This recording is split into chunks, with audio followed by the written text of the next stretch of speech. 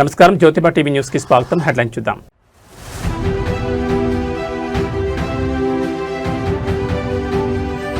అసమర్థ పాలనతో రైతుల జీవితాలతో ఆటల, ప్రభుత్వంపై మాజీ ఎమ్మెల్యే ధ్వజం.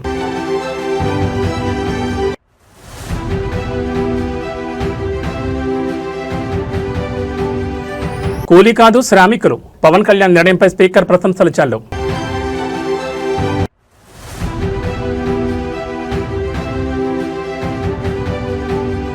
ఫోన్ ట్యాపింగ్ పై సిట్ వేయండి, బెంగళూరు హ్యాకర్లతో నిఘా పెడుతున్నారు ఆర్ఎస్పీ.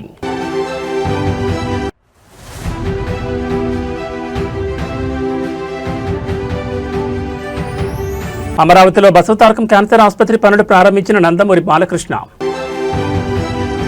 ఇక డీటెయిల్స్ చూస్తే రాష్ట్రంలో రైతుల పరిస్థితి అగమ్యగోచరంగా మారింది. పంట చేతికొచ్చినా అమ్ముకునే మార్గం లేక అన్నదాతలు రోడ్డున పడుతున్నారు. ప్రస్తుత కాంగ్రెస్ ప్రభుత్వంపై మాజీ ఎమ్మెల్యే తీవ్రస్థాయిలో విరుచుపడ్డారు. పంట దిగుబడి కొనుగోలుపై ప్రభుత్వానికి కనీస అవగాహన లేదని, అసమర్థ పాలనతో రైతుల జీవితాలతో ఆడుకుంటున్నారని మండిపడ్డారు. ప్రస్తుతం రాష్ట్రంలో మొక్కజొన్న రైతులు గోస పట్టించుకునే దిక్కే లేదని మాజీ ఎమ్మెల్యే ఆరోపించారు. పంట దిగుబడి ఏ మేరకు వస్తుంది, ఎంత కొనుగోలు చేయాలి, నిల్వ సామర్థ్యం ఎంత అనే అంశాలపై ప్రభుత్వానికి కనీస అవగాహన లేదని విమర్శించారు. వివిధ ప్రభుత్వ శాఖల మధ్య సమన్వయం లోపించిందని, సమీక్షలు చేసే తేరిక కూడా ప్రభుత్వానికి లేదని ధ్వజమెత్తారు. కష్టపడి పండించిన పంటను చూసి రైతు సంతోషపడాలా, లేక ప్రభుత్వ వైఫల్యం వల్ల తక్కువ ధర అమ్ముకొని దిగులు పడాలా అనే పరిస్థితిని కాంగ్రెస్ సర్కార్ తీసుకొచ్చిందని ఆయన ఆగ్రహం వ్యక్తం చేశారు. రైతులను ఇబ్బంది పెట్టకుండా పంట కొనుగోలు చేసే ఆలోచన గానీ చిత్తశుద్ధి గానీ ప్రభుత్వానికి లేదని మాజీ ఎమ్మెల్యే ఎద్దేవా చేశారు. తక్షణమే మొక్కజొన్న కొనుగోలు కేంద్రాలను ప్రారంభించి రైతులకు మద్దతు ధర కల్పించాలని డిమాండ్ చేశారు. 15 నుంచి 20% పంట ఏదైనా ఎదుగుదల ఉంటుందని చెప్పి ఆనాడే శాస్త్రవేత్తలు ప్రకటించారు. దాన్ని ముందు చూపుతోటి 1,00,000 టన్నుల గోదాములు నర్సాపేట నియోజకవర్గంలో ఉండడం వల్ల ప్రతి రైతు పండించిన ప్రతి గింజ నిల్వ చేసుకునే సామర్థ్యం మనకు అందుబాటులో ఉంటుంది అని చెప్పి ముందస్తు ప్రణాళికతో ఆనాడు రిస్క్ తీసుకుని రాత్రి మూలు కష్టపడి బీఆర్ఎస్ పార్టీ నేను ఎమ్మెల్యే ఉన్నప్పుడు గోదాముల నిర్మాణం పూర్తి చేసినాం. ఇవాళ దిక్కు లేదు, పంటల కొనుగోలు సమన్వయం లేదు. ఇలా మార్కెట్ మధ్యలో ఎస్డబ్ల్యూసి గోదాముల మధ్యలో, అదే రెవెన్యూ శాఖ మధ్యలో, పోలీస్ శాఖ మధ్యలో, వ్యవసాయ శాఖ మధ్యలో, దాంతోపాటు సివిల్ సప్లైస్ డిపార్ట్మెంట్ మధ్యలో సఖ్యత కుదిర్చేటువంటి పెద్ద దిక్కు ఒక్కడు కూడా లేరు నర్సపేట ప్రాంతంలో. కాబట్టి ఇలా రోడ్ల మీద మండు టెండర్లు రైతులు మండి ఇలా మసైపోతున్నారు. ఇవాళ ఈ దుస్థితి అనేది నిజంగా బాధకరం. 15 రోజుల్లో 20 రోజుల్లో కాంటాలు అయిపోతాయి. దాని మళ్ళీ దిగుమతప్పుడు కూడా ఎన్ని హమాలి టీములు పనిచేయాలి, ఎంతమంది మ్యాన్ పవర్ ఉంటే ఇది సాధ్యమైంది, ఎన్ని రకాల ట్రాన్స్పోర్ట్ వాహనాలు అందుబాటులో ఉండాలనేది ఒక శాస్త్రీయ సమీక్ష ఈ నర్సంపేటలో చేసే దిక్కు లేదు వరంగల్ జిల్లాలో. కాబట్టి ఈ దుస్థితి వచ్చింది. ఈ దుస్థితి మొత్తం తెలంగాణ రాష్ట్రం మొత్తం ఈ దరిద్రమే పట్టింది. ఎక్కువ పంట దిగుబడి వచ్చి సంతోషపడాలా రైతు, లేదా కళ్ళ ముందంటే పంట తక్కువ ధరకు అమ్ముకొని దిగాలు పడాలా అనే స్థితికి ఇవాళ కాంగ్రెస్ ప్రభుత్వం తీసుకొచ్చింది. ఇవాళ 2,400 రూపాయల మొక్కజొన్న మద్దతు ధర బయట 1,600 నుంచి మొదలైంది. ఇలా 1,800, 1,850, 1,900 కొంటున్నారు. మిగతా 600 రూపాయలు, 700 రూపాయలు ఒక క్వింటాకు లాస్ అవుతున్నారు. ఇలా 40 క్వింటాల దిగుబడి వచ్చింది. 40 క్వింటాల దిగుబడి వచ్చింది. 600 చొప్పున ప్రైవేట్లో అమ్ముకుంటే నష్టం జరిగినా ఇలా 24,000 రూపాయలు ఒక ఎకరా పండించిన మొక్కజొన్న రైతుకు 24,000 రూపాయలు వాళ్ళ ఖాతాలో పడాల్సినటువంటి పైసలు ఇలా మట్ల గడిచిపోతున్నాయి. దీనికి 100% కాంగ్రెస్ అసమర్థ నిర్ణయాలు. ఇది ఖచ్చితంగా రైతులను మోసం చేసినట్టు ప్రభుత్వం. దీన్ని ఖచ్చితంగా నిలదీయాల్సిందే. జరిగిన నష్టానికి ప్రభుత్వం బాధ్యత వహించాలి. మండలానికి ఒక్క సెంటర్ పెట్టినప్పుడు ఇది బోగస్. ఆనాడు నేను ఎమ్మెల్యే ఉన్నప్పుడు ముఖ్యమంత్రి గారు కొట్లాడి ప్రతి మండలానికి 6 నుంచి 7 సెంటర్లు తీసుకొచ్చి ఒక నర్సంపేట నియోజకవర్గంలో 42 సెంటర్లు పెట్టించినాం. ఎక్కడిదక్కడ కాంటాలేని బాధలు లేకుండా, ఇబ్బందులు లేకుండా, భద్రత ఉండే, భరోసా ఉండే. కాంటాలవి కూడా లక్షల బస్తాలు కేంద్రాలలో ఉంటే అవి ట్రాన్స్పోర్ట్ అయ్యి గోదాం చేరేదాకా రైతుకేం బాధ్యత? కాంటా అయిన తర్వాత రైతుకు బాధ్యత ఎందుకు? కాంటా అయిన తర్వాత కొనుగోలు కేంద్రానికి బాధ్యత, ప్రభుత్వానికి బాధ్యత. బస్తా అయినా, బస్తా ఉన్నా, ట్రాన్స్పోర్ట్ అయినా, ట్రాన్స్పోర్ట్ కాకుండా బాధ్యత ఎవరిది? రైతులకు ఏం సంబంధం? ఇది ముమ్మాటికి ముఖ్యమంత్రి రేవంత్ రెడ్డి, కింద ఇక్కడ ఎమ్మెల్యే మాధవరెడ్డి దీనికి బాధ్యత వహించాలని చెప్పి మరొకసారి మేము డిమాండ్ చేస్తాం. నేడు మేడే ప్రపంచ కార్మిక దినోత్సవం. ఈ సందర్భంగా ఆంధ్రప్రదేశ్ శాసనసభ స్పీకర్ చింతకాయల అయ్యన్న పాత్రుడు ఆసక్తికర వ్యాఖ్యలు చేశారు. కార్మికుల గౌరవాన్ని పెంచే దిశగా ఉప ముఖ్యమంత్రి పవన్ కళ్యాణ్ తీసుకున్న నిర్ణయాన్ని ఆయన కొనియాడారు. మరోవైపు టాలీవుడ్ నేచురల్ స్టార్ నాని కూడా శ్రామిక లోకానికి తనదైన శైలిలో శుభాకాంక్షలు తెలిపారు. శ్రమని ఆయుధమైతే విజయం నీ బానిసవుతుంది. ఈ మాటను నిజం చేస్తూ సమాజం కోసం కష్టపడే ప్రతి ఒక్కరిని గౌరవించుకోవాల్సిన బాధ్యత మనపై ఉందని స్పీకర్ అయ్యన్న పాత్రుడు పేర్కొన్నారు. ముఖ్యంగా సమాజంలో ఎంతో కాలంగా వాడుకలో ఉన్న కూలీ అనే పదాన్ని తుడిచివేసి వారిని గౌరవప్రదంగా శ్రామికులు అని పిలవాలని పవన్ కళ్యాణ్ ఆకాంక్షించారని ఆ మార్పు కోసమే ఆయన నిరంతరం కృషి చేస్తున్నారని అయ్యన్న పాత్రుడు వెల్లడించారు. శ్రమజీవుల ఆత్మగౌరవాన్ని కాపాడమే ప్రభుత్వ లక్ష్యమని ఆయన స్పష్టం చేశారు. మరోవైపు natural star Nani social media వేదికగా స్పందిస్తూ అందరికీ మేడే శుభాకాంక్షలు తెలిపారు. నిరంతరం కష్టపడుతూ దేశాభివృద్ధిలో పాలు పంచుకుంటున్న ప్రతి ఒక్క చేతికి శాల్యూట్ చేస్తున్నట్లు ఆయన పేర్కొన్నారు. సమాజం ఏ స్థాయిలో ఉన్నా దాని వెనుక శ్రామికుల కష్టం మరవలేందని సినీ ప్రముఖులు కొనియాడుతున్నారు. నిజమైన హీరోలు శ్రమజీవులే అని చాటి చెప్తున్న ఇటు రాజకీయ అటు సినీ ప్రముఖుల సందేశాలు ఇప్పుడు సోషల్ మీడియాలో వైరల్ అవుతున్నాయి. మేడే సందర్భంగా మీ అందరికీ మేడే శుభాకాంక్షలు తెలియజేసుకుంటా ఉన్నాను. ఈ రాష్ట్రంలో ఉన్నటువంటి శ్రామిక సోదరులందరికీ కూడా మేడే శుభాకాంక్షలు తెలియజేస్తున్నానండి. ఈ పథకం పెట్టినప్పుడు ఉపాధి హామీ కూలీలు అని చెప్పి పిలిచేవాళ్ళం మనం. రాష్ట్ర వ్యాప్తంగా కూలీలు అన్న పదం కాదు, అది సరైన పదం కాదు. ఆ పదాన్ని తీసేసి ఉపాధి హామీ పథకం శ్రామికులు అని చెప్పి పదం మార్చి ఇటువంటి పని చేసిన వాళ్ళకి కూడా గౌరవప్రదంగా పిలవాలని చెప్పి ఒక ఆలోచన చేసినటువంటి వ్యక్తి పవన్ కళ్యాణ్ గారు.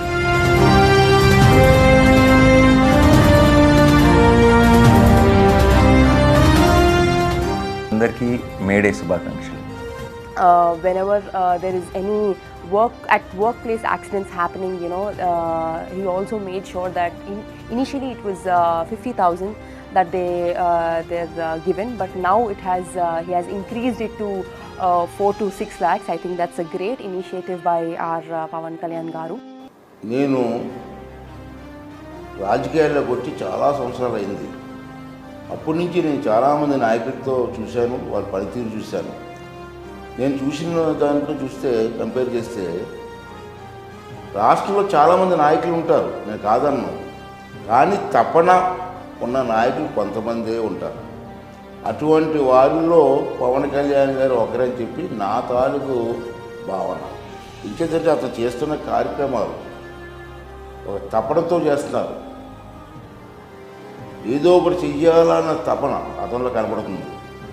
ఈ రాష్ట్ర ప్రజలకి, ఈ శ్రమజీవులకి, ఈ గ్రామ స్థాయిలో ఉన్నటువంటి రోడ్లకి అన్నీ కూడా ఏదో చేయాలని తపన నాకు కనపడుతుంది. అటువంటి తపనున్న నాయకుడు చాలా అరుదు నేను చూసిన వాళ్ళలో. అటువంటి నాయకుడు మనకు లభించడం మనందరూ అదృష్టంగా భావించాలి.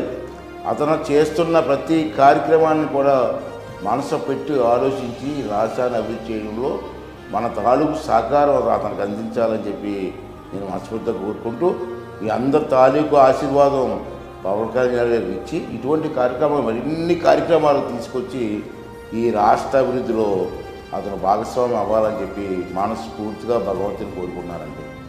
ప్రధానమంత్రి గారి దగ్గర నుంచి, ముఖ్యమంత్రి గారి దగ్గర నుంచి, చిట్ట చివరన ఉన్న సచివాలయం ఉద్యోగుల వరకు అందరూ కట్టుదిట్టంగా ఒకటే మాట మీద ఉంటే మేమందరం మీకు ఈ చిన్నపాటి ఆనందం మేము చూడగలుగుతున్నాం మీ కళ్ళల్లో.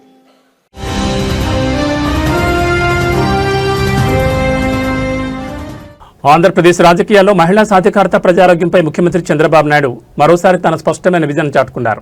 త్వరలోనే ఆడబిడ్డలకు రాజకీయాల్లో 33% రిజర్వేషన్లు రాబోతున్నాయని ఆయన కీలక వ్యాఖ్యలు చేశారు. అదేవిధంగా రాజధాని ప్రాంతం అమరావతికి అత్యున్నత వైద్య సదుపాయాలను తీసుకొచ్చేలా భారీ హామీ ఇచ్చారు. మహిళా రిజర్వేషన్ల అంశంపై సీఎం చంద్రబాబు ఆసక్తికర వ్యాఖ్యలు చేశారు.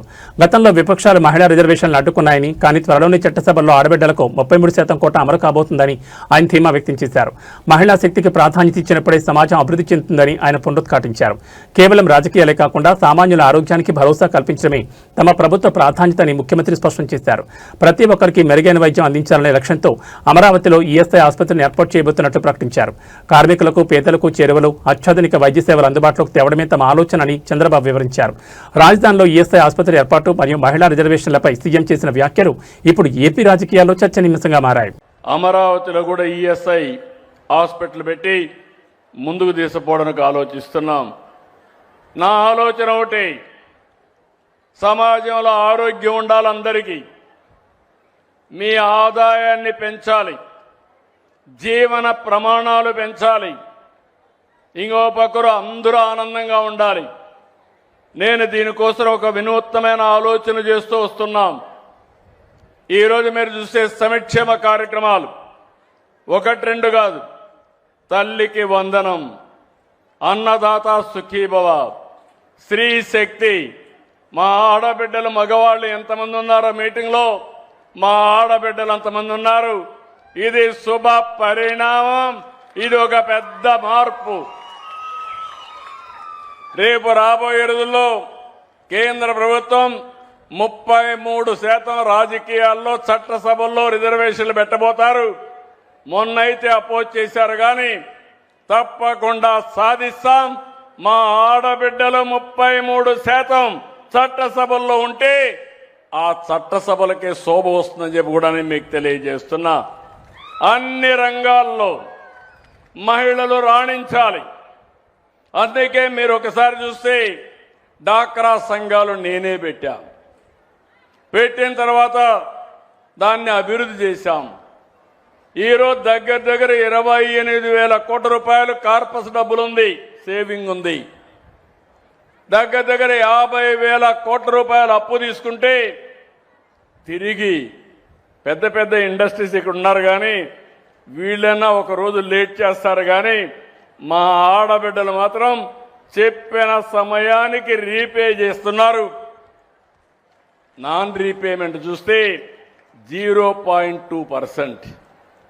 అలాంటి నీతి నిజాయితీతో ముందుకు పోతున్నారు. రాజకీయ నాయకులను ఇరికించే ప్రయత్నం చేస్తున్నారని భారత రాష్ట్ర ప్రధాన కార్యదర్శి ఆర్ఎస్ ప్రవీణ్ కుమార్ ఆరోపించారు. తెలంగాణ భవన్లో గురువారం ఆయన మాట్లాడుతూ పంజగుట్ట పోలీస్ స్టేషన్లో పోలీస్ అధికారి ఇచ్చిన ఫిర్యాదుతో కేసు నమోదైందన్నారు. టెక్నికల్ ఎవిడెన్స్ ఆధారంగా విచారణ చేయాలని డిమాండ్ చేశారు. కేసీఆర్, కేటీఆర్, హరీష్ రావులను ఇరికించాలని రెండో సిట్ వేశారన్నారు. ఈ కేసులో 350 మందిని విచారించినా ఇప్పటి వరకు ఛార్జ్షీట్ దాఖలు కాలేదని తెలిపారు. షార్ట్షీట్లో కేసీఆర్, కేటీఆర్, హరీష్ల పేర్లు చేర్చాలని అధికారులపై సీఎం ఒత్తిడి తెస్తున్నారని ఆరోపించారు. ప్రస్తుతం బెంగళూరు నుంచి హ్యాకర్లను తీసుకొచ్చి ఫోన్ ట్యాప్ చేయిస్తున్నారని దీనిపై సెట్ వీసీ విచారణ జరపాలని డిమాండ్ చేశారు. కొంతమంది నాయకుల ఇళ్ల వద్ద సీసీ కెమెరాలను హ్యాక్ చేస్తున్నారని మండిపడ్డారు. ఐపీఎస్ అధికారులు చట్టం ప్రకారం పనిచేయాలని సూచించారు.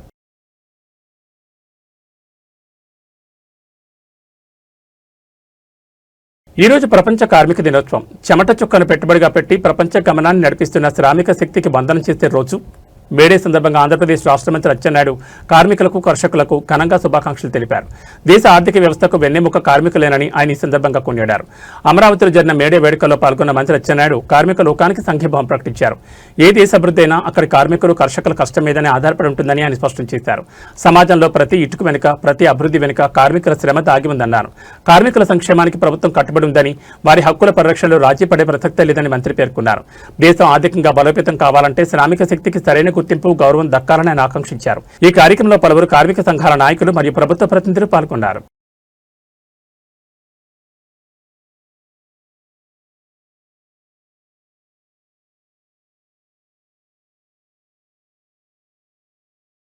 ఏపీ రాజధాని అమరావతిలో బసవతారకం క్యాన్సర్ ఆసుపత్రి నిర్మాణ పనులను హిందూపూర్ ఎమ్మెల్యే బాలకృష్ణ ప్రారంభించారు. 750 కోట్లతో తొళ్లూరు సమీపంలో ఆసుపత్రి నిర్మాణం చేపడుతున్నారు. దీనికోసం ఏపీ ప్రభుత్వం 21 ఎకరాల భూమిని కేటాయించింది. మొదటి దశలో 500 పడకల ఆసుపత్రి నిర్మాణం చేపట్టనున్నారు. ఈ సందర్భంగా బాలకృష్ణ మాట్లాడుతూ ప్రభుత్వం నుంచి అన్ని అనుమతులు తీసుకుని పనులు ప్రారంభించినట్టు చెప్పారు. అమరావతిలో ఆసుపత్రి సేవల కోసం అందరూ ఎదురు చూస్తున్నట్టు చెప్పారు. అంతర్జాతీయ స్థాయి ప్రమాణాలతో లేటెస్ట్ ఎక్విప్మెంట్ ఇక్కడ ఆసుపత్రి ఏర్పాటు చేస్తున్నాం. హైదరాబాద్ బసవతారకం ఆసుపత్రిని స్థాపించి 25 ఏళ్లు పూర్తయిన నేపథ్యంలో జూన్ 22న భారీ కార్యక్రమం ఏర్పాటు చేయబోతున్నాం. ఈ కార్యక్రమానికి 2 రాష్ట్రాల ముఖ్యమంత్రులు, కేంద్ర మంత్రులను ఆహ్వానించనున్నామని బాలకృష్ణ తెలిపారు.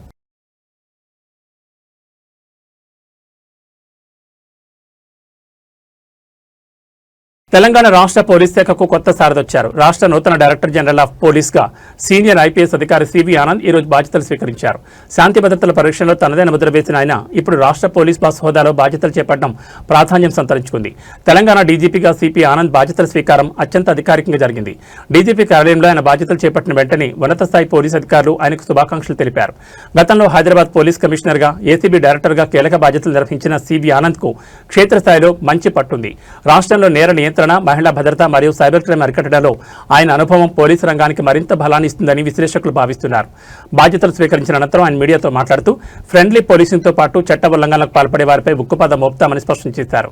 సమర్థుడైన అధికారిగా పేరున్న సివి ఆనంద్ నేతృత్వంలో తెలంగాణ పోలీస్ శాఖ మరిన్ని విజయాలు సాధించాలని కోరుకుందాం.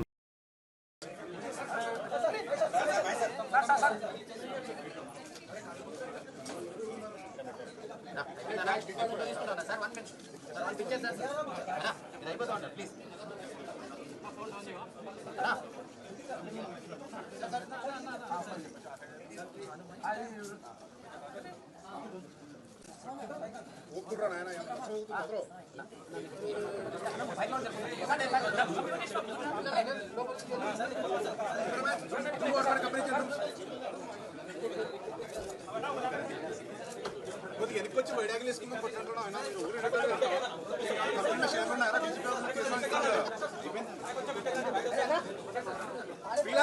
కొద్దిగా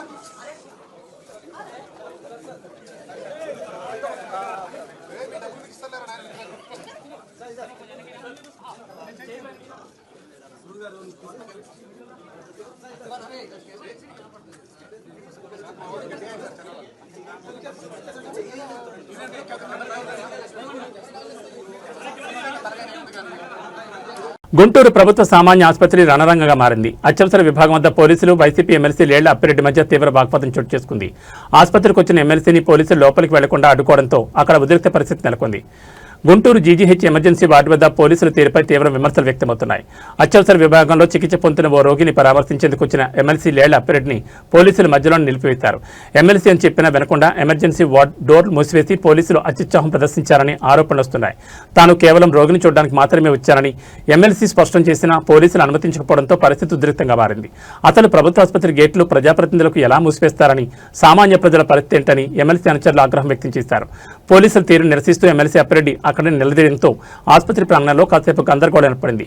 ప్రభుత్వ ఆసుపత్రిలో చోటు చేసుకున్న ఈ ఘటనపై అటు రాజకీయ వర్గాల్లో ఇటు ప్రజల్లో పెద్ద ఎత్తున చర్చ జరుగుతోంది.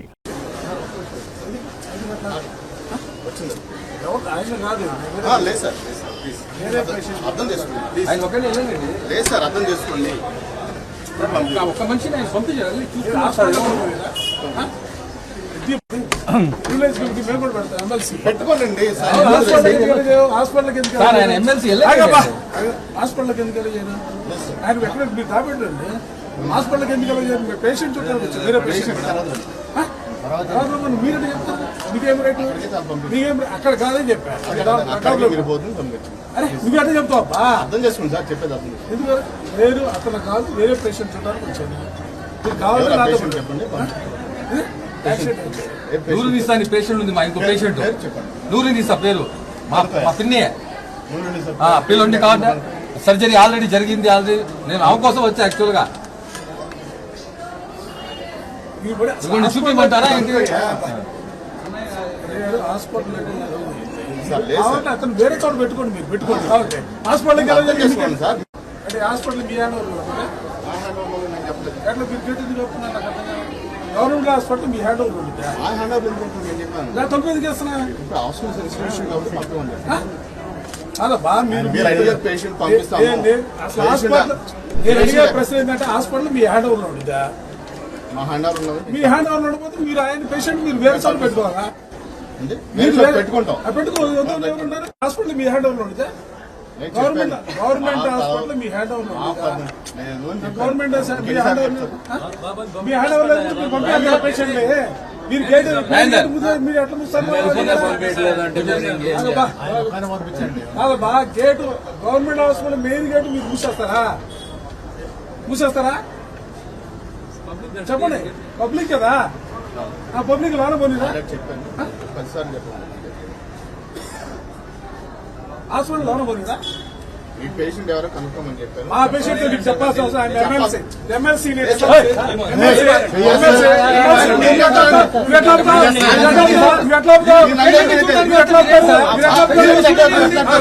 ఎట్లా అవుతారు?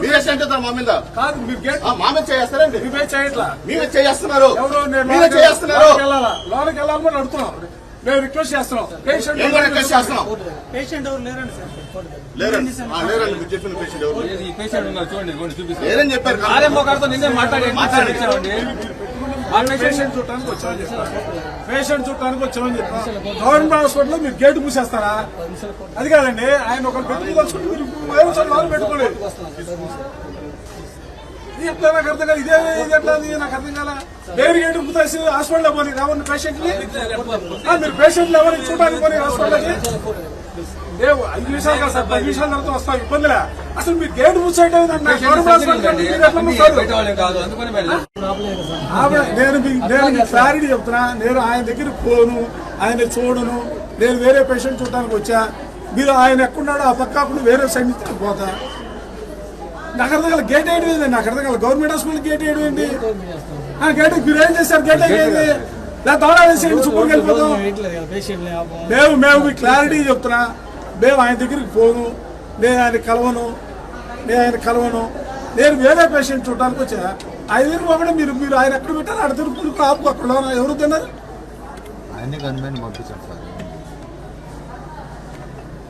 మీరు ఎట్లా అవుతారు? అసలు గవర్నమెంట్ హాస్పిటల్ గేట్ వేయడం నాకు అర్థం కదా. ఆ గేట్ ఏం చేశారు? ఏం చేస్తారు మీరు? గేట్ వేయడం ఏంటంటే గవర్నమెంట్ హాస్పిటల్కి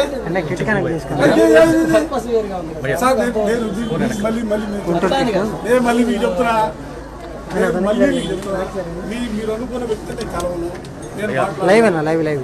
వేరే పేషెంట్ చూడడానికి వచ్చాను.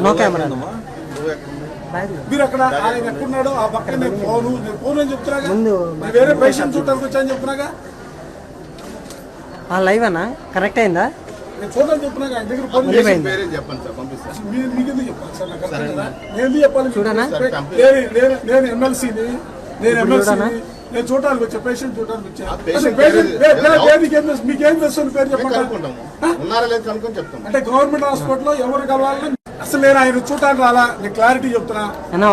మీరు అనుకున్న శ్రీహరి గారిని చూడడానికి రాలా. శ్రీహరి గారి దగ్గరికి నేను పోను, శ్రీహరి గారిని నేను కలవను. నేను క్లారిటీకి చెప్తున్నా సార్. ఇప్పుడు దాకా 10 నిమిషాలు అంటే మీరు అనుకున్న దగ్గరికి పంపిస్తాం. 10 నిమిషాలు చెప్పండి. పర్మిషన్ ఇవ్వండి, నాకు అర్థం కాలే. మీరు పర్మిషన్ ఇవ్వండి, నాకు అర్థం కాలే. అసలు మీరు పర్మిషన్ ఇవ్వండి, నాకు అర్థం కాలే. మీరు పర్మిషన్ ఇవ్వండి, నాకు అర్థం కాలే. మీరు పర్మిషన్ ఇవ్వండి, నాకు అర్థం కాలే. నేను చెప్పాను కదా, మీరు పర్మిషన్ ఇవ్వండి, నాకు అర్థం కాలే. అరే ఎమ్మెల్సీ నేను శ్రీహరి గారిని కలవడానికి నేను రాలేదని చెప్పాను.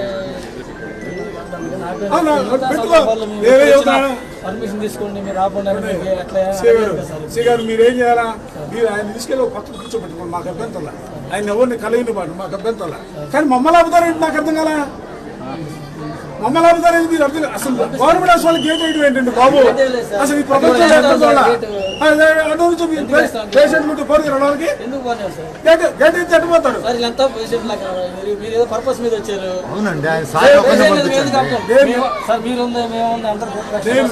నేను మీకు చెప్తున్నా.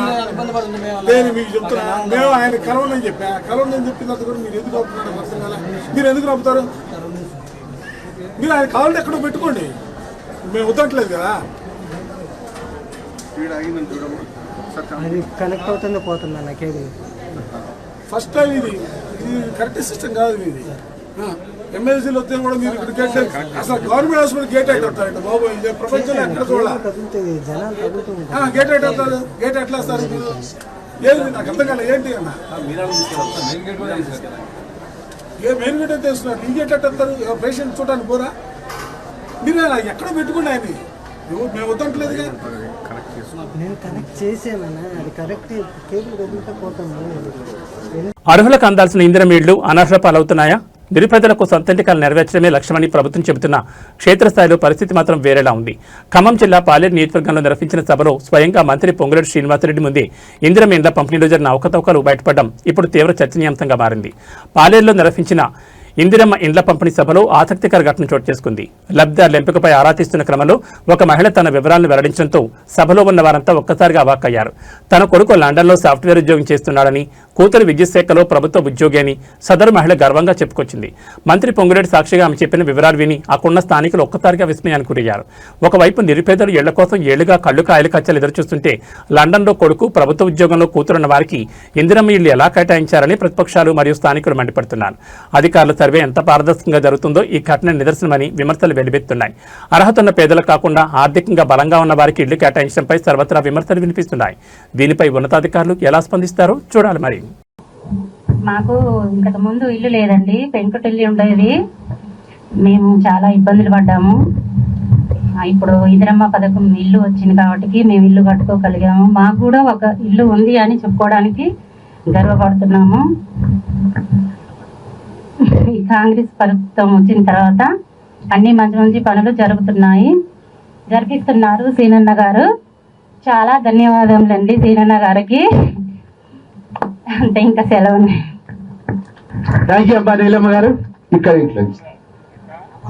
ఎంతమంది పిల్లలక? పిల్లలు ఎంతమంది? 4 పిల్లలు మాకు. నేను మా వారికి నేను 2వ భార్యని. ఏం చదువుతున్నారా? మా పిల్లల బాబు లండన్ వెళ్ళాడు, చిన్న బాబు. పెద్ద బాబు రాజకీయంగా చాణక్య స్ట్రాటజీ ఛానల్ నడుపుతుంటారు. ఒక పెద్ద పాప, చిన్న పాప ట్రిపుల్ చేసింది, కరెంట్ డిపార్ట్మెంట్, ఇప్పుడు జాబ్ చేస్తుంది. ఇప్పుడు మీ వల్ల మేము ఇల్లు కట్టుకున్నాం, ఇందిరమ్మ పథకం కింద ఇల్లు కట్టుకున్నాము. మీకు చాలా ధన్యవాదాలు. మీరు ఇంకా ఎన్నో పనులు చేయాలి, ఈ ప్రభుత్వం ఇలాగే నడవాలి అని కోరుకుంటున్నాము. నమస్కారం అండి. ఆర్టీసీ బస్సులో సీటు కోసం జరిగిన చిన్న తగాదా చివరికి ఒక ప్రాణం మీదకు తెచ్చింది. సాటి మహిళను కూడా చూడకుండా కొట్టుకోవడంతో ఒక చిన్నారి పరిస్థితి ఇప్పుడు విషమంగా మారింది. విజయనగరం జిల్లా బొబ్బిలిలో చోటు చేసుకుని ఈ దారుణ ఘటనకు సంబంధించిన పూర్తి వివరాలు చూస్తే విజయనగరం జిల్లా బొబ్బిలి సమీపంలో ప్రయాణికులతో వెళ్తున్న ఆర్టీసీ బస్సు రణరంగాన్ని తలపించింది. కేవలం కూర్చునే సీటు విషయంలో 2 మహిళల మధ్య మొదలైన వాగ్వాదం చూస్తుండగానే పరస్పరం దాడులకు దారితీసింది. ఒకరిపై ఒకరు జుట్టు పట్టుకుని కిరాతకంగా దాడి చేసుకున్నారు. అయితే ఈ గొడవ మధ్యలో చిక్కుకున్న బెజ్జిపల్లి భార్గవి అనే 14 ఏళ్ల బాలికపై తీవ్రంగా దాడి జరిగింది. మహిళల ఘర్షణలో బాలికకు బలమైన గాయాలు కావడంతో అక్కడికక్కడే స్పృహ కోల్పోయింది. పరిస్థితి ఆందోళనకరంగా ఉండడంతో గమనించిన స్థానికులు వెంటనే ఆమెను విజయనగరం ప్రభుత్వ ఆసుపత్రికి తరలించారు. ప్రస్తుతం ఆ బాలిక పరిస్థితి అత్యంత విషమంగా ఉన్నట్లు సమాచారం. ఒక చిన్న సీటు కోసం ఇంత దారుణంగా ప్రవర్తించాలా అంటూ ప్రయాణికులు విస్మయం వ్యక్తం చేస్తున్నారు. పోలీసులు కేసు నమోదు చేసుకుని దర్యాప్తు చేస్తున్నారు. కేవలం సీటు కోసం జరిగిన ఈ ఘర్షణ ఒక నిండు ప్రాణాన్ని ప్రమాదంలోకి నెట్టింది.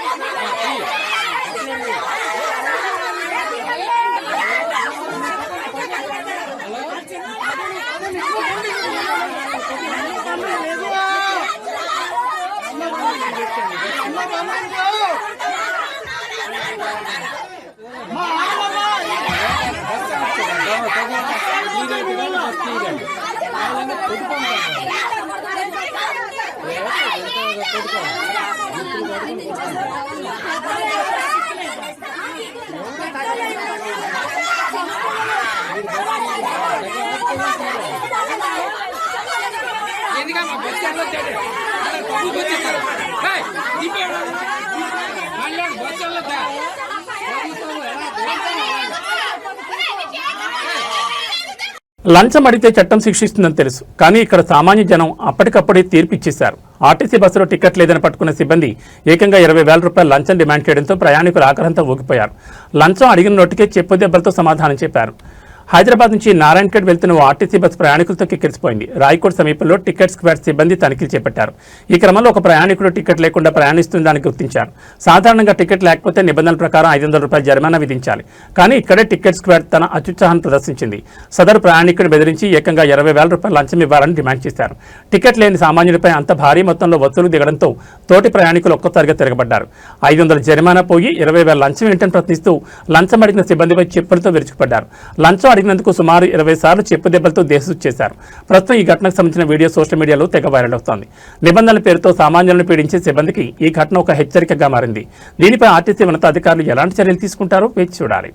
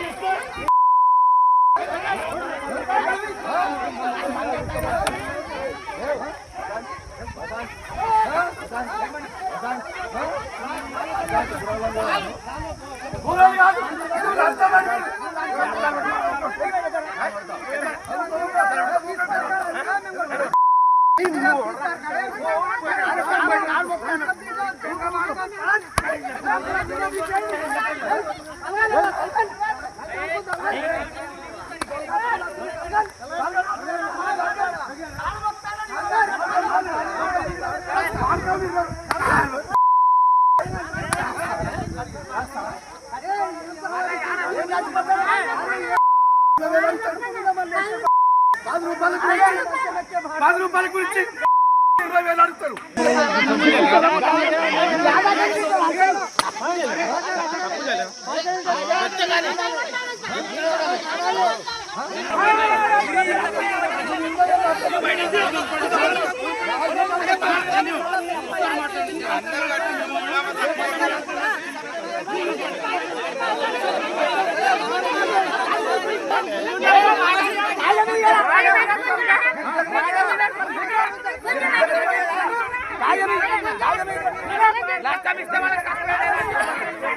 భాగ్యనగరంలో పెట్రోల్ బంకుల ఆగడాలకు అడ్డు అదుపు లేకుండా పోతోంది. లీటర్లలో కోత పెట్టడం పాత పద్ధతి. ఇప్పుడు ఏకంగా కారు ట్యాంక్ సామర్థ్యాన్ని మించి పెట్రోల్ పోసి బిల్లులు వసూలు చేస్తూ వినియోగదారులను నిలువున ముంచేస్తున్నారు.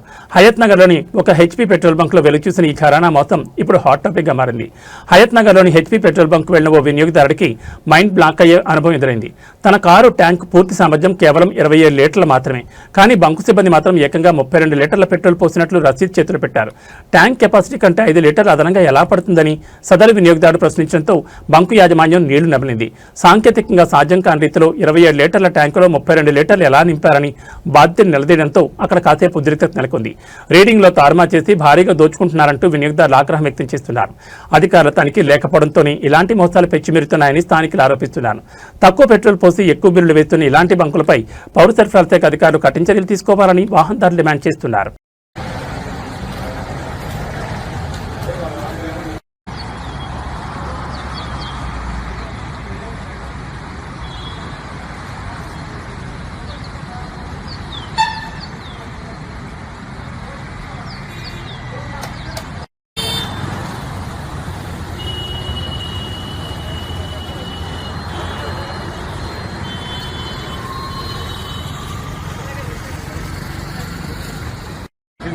మెజిలింగ్ సిలిండర్ ఏ క్లాస్ ఉంటుంది, గ్లాసుది ఉంటుంది. 5 లీటర్ల మెజిలింగ్ సిలిండర్లో కొడితే నీకు వస్తుంది. అది కాకుండా నువ్వు ఏదో ఒక పెద్ద 5 లీటర్ల జగ్గు తెచ్చి చేస్తా అంటే కుదరదు. జగ్గు నీకు పరిమాణం కాదు, ఒక చట్టం ఉంటుంది. దీనికి కూడా తూలికలు, ప్రమాణికలు, కొలతలు అనేది ఒకటి ఉంటుంది. ఆ జగ్గు కాదు నీ లెక్క. 5 లీటర్ల మెజిలింగ్ సిలిండర్ తీసుకురా, నేను నువ్వు చెక్ చేసి నాకు, నువ్వు అది తెచ్చి చెక్ చేసి నాకు చూపి నేను పోతా. ఎందుకంటే నువ్వు కొట్టింది పెట్రోల్ నువ్వే కదా కొట్టింది, నేనే కొట్టించుకుంది. మరి నాకు తెలుసుగా నా బండి. మీ సార్ ఏమంటాడు, 10 లీటర్లు ఎక్స్ట్రా అయితే పట్టింది ఈ ట్యాంకులో. HP petrol బంక్లో వచ్చాండి. నా కారు ఫ్యూయల్ కెపాసిటీ వచ్చేసి 27 లీటర్స్. ఆల్రెడీ రిజర్వ్లో పడంలోనే వచ్చాను. ఇక్కడికి వచ్చి చూస్తే 28 లీటర్స్ కొట్టాడు. అదేంటంటే డౌట్ వచ్చి ఆపి మళ్ళీ ఆటో స్టాప్ వరకు కొట్టమని చెప్తే మళ్ళీ 1 లీటర్ 23 పాయింట్లు పట్టింది. మొత్తం ఈ లెక్కన 29 లీటర్లు 23 పాయింట్లు పట్టింది. ఆల్రెడీ నా దాంట్లో 2-3 లీటర్లు ఉన్నా కానీ 32 లీటర్లు దాటింది. కానీ ఇది కెపాసిటీ 27 లీటర్స్. అదేంటని అడిగితే పోలీస్ స్టేషన్లో కేసు పెట్టుకోండి అని చెబుతున్నారు. వీళ్ళ దగ్గర మేము కొలవడానికి మెజిలింగ్ సిలిండర్ లేదు ఏ క్లాస్ది. ఒక ఏదో 5 లీటర్స్ జార్ ఉంది, ఆ జార్ తీస్తామంటారు. ఆ జార్ కాదండి, అది క్యాలిబ్రేటెడ్ కాదు. మెజిలింగ్ సిలిండర్ తీసుకురామంటే మేము తీసుకురాము, మీకు యాక్ట్ అయింది లేదా మీకు మెకానిక్ కాడికి పోయి మీ బండిలోనే ప్రాబ్లం ఉంది, పోయి చెక్ చేయించుకోరా అండి అన్నట్టు మాట్లాడుతున్నారు. అది కాదు ఇది కాదంటే పోలీస్ స్టేషన్ పోండి అంటారు. కానీ మేనేజర్ని పిలిచి ఆయన ఇంతవరకు రాలేదు.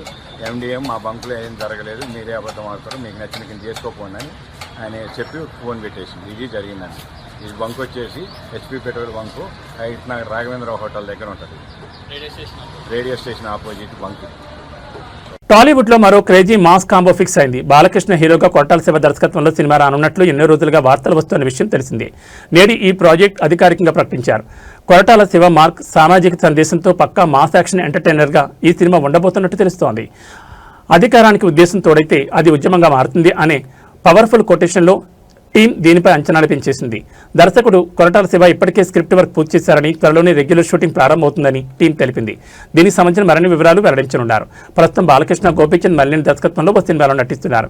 వీరసింహారెడ్డి తర్వాత బాలకృష్ణ గోపీచంద్ మల్లేని దర్శకత్వంలో రూపొందిన చిత్రం ఇది. ఇందులో బాలయ్యకు జోడీగా నయనతార నటిస్తున్నట్లు సమాచారం.